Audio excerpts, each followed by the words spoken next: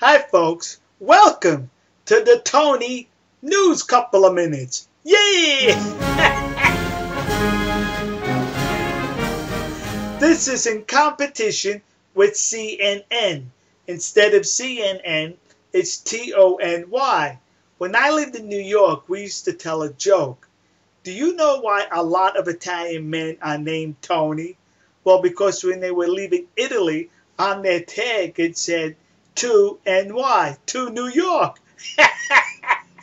Tony, that's me, says I. Anyway, welcome to the Tony News Couple of Minutes. There were a whole bunch of articles here out of the Dallas Morning News, but two made the cut. Yeah, that's what we're going to discuss, kids.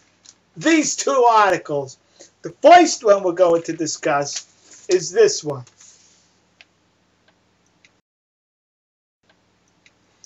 Now, what this is about, it's about a young lady who's popularly now known as Jihad Jane, who's been arrested for planning to attack this certain artist or cartoonist or whatever this guy is somewhere in Europe.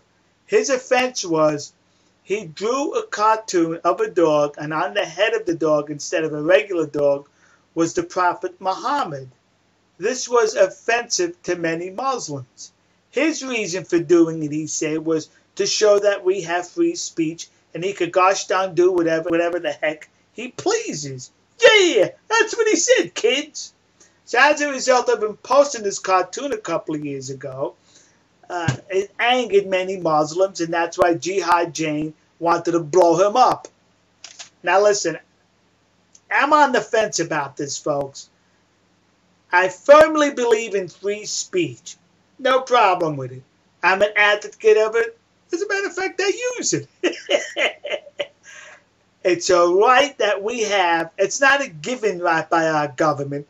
It's a God-given right, the right of free speech. Most governments protect that right as not to be taken away. Here in the United States, it's protected by our Constitution. But as I've said in past videos, with all these rights and all these privileges come responsibility. Yeah, you're responsible now, kids. Yes, you have the right to free speech. Yes, you have the right to draw the prophet's head on a dog. But is that the responsible thing to do? Are you not pushing free speech to the limits? Are you not abusing free speech? What's the purpose of offending a major religion? I do not understand this. Some years ago, some moron took a crucifix, put it in a jar of urine, and it was on display at the Brooklyn Museum of Art. What's the purpose of that other than to offend? So to offend, that now becomes art? Now, I agree, when we enjoy free speech, we will be offended. But is this type of offensive behavior necessary? Next subject. Look at this, kids. Tainted jewelry, toy jewelry. When I read this article in the Dallas Morning News, nowhere in this article does it mention this tainted toy jewelry comes from the Middle Kingdom, better known as China, led by the commies, as I now call it, commie-led China. Yeah, that's what it is, kids. Nowhere in this article does it mention that. It's reprinted from the Associated Press by this particular author. Well, I searched the internet and I found the same article, or nearly the same article, by the Associated Press and this author and numerous newspapers and news sources, and every one of them mentioned the jewelry was manufactured in China. But the Dallas Morning News took it out of the article that it was manufactured in China. I wonder why. Could it be that also the Dallas Morning News is commie-led, just like China?